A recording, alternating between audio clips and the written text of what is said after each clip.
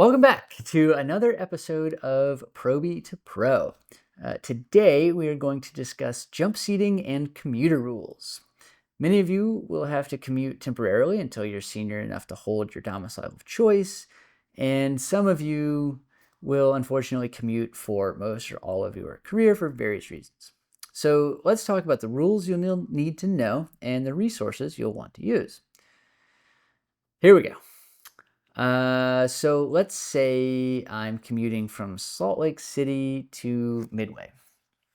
How do I list for a ride on the jump seat? The easiest way to find out is via the Swappa app. The Swappa app has tons of tools and information under the Jump Seat tab. There you'll find the link to list on Southwest, as well as links to third-party listing sites ID90 and MyID Travel, which are not the same thing. Different airlines have different procedures. Some require advanced listing on one of those sites I just mentioned, but for others, you simply talk to the customer service agent at the gate. To find the listing procedure for a given airline, go to the Swappa app, go to Jump Seat and Jump Seat Reciprocal Agreements. Tap the airline that you need for all the information to list for their jump seat. A quick note, if you have any questions or issues while jump seating with us or with any other carrier, please reach out to your jump seat committee at jumpseat@swappa.org. Okay, so you get to the jump seat. What should you wear? While it's okay to wear nice jeans on Southwest, most other airlines require business attire, and you can also find all of those requirements in the jump seat reciprocal agreements as well in the Swappa app. And one more quick note on dress. If you're going through security in uniform with your crew badge, you are given allowances on liquids and other items. However, if you are not in uniform, you must comply with normal passenger screening requirements, even if you're going through KCM. Always remember that using the jump seat is a privilege and not a right. So regardless of which airline you're riding on, make a point to ask the captain for a ride. Do not just tell them that you're using the jump seat. Of course, you should always be polite, but it is especially critical to be courteous when riding with another airline. These jump seat agreements between airlines are entirely voluntary, and we must all do our part to maintain our reputation as respectful, considerate guests while riding on other carriers.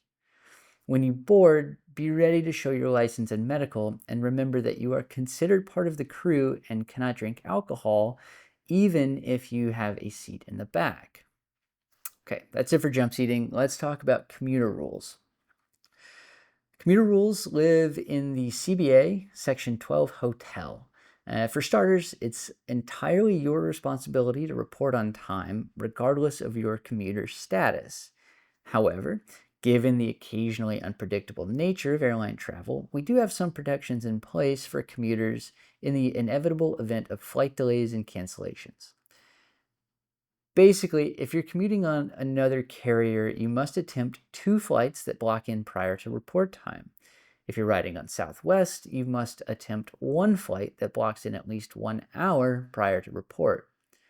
But remember that these provisions protect you from disciplinary action only. They do not guarantee you any pay for missed flying, with one exception we'll talk about in a minute. If you comply with those requirements and are unable to make your report time due to delays or other issues, call crew scheduling. Together, you and scheduling will work out a recovery plan that may include unpaid deadheads or could be an entirely different pairing. You'll work it out. That's the bulk of it, but there are a few interesting notes in Section 12 Hotel. 12 Hotel 7 says that a pilot who complies with the commuter rule policy but misses the report time is pay protected if 70% of the inbound flights to that domicile are canceled. Think of a hurricane that forces Orlando to close for a day, for example.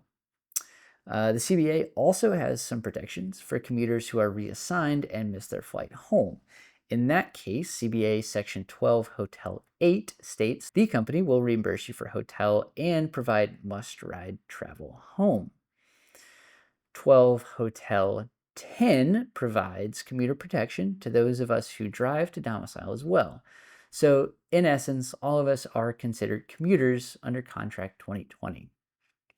All right. Thanks for joining us. That's it for jump seating and commuting, and we'll see you next time.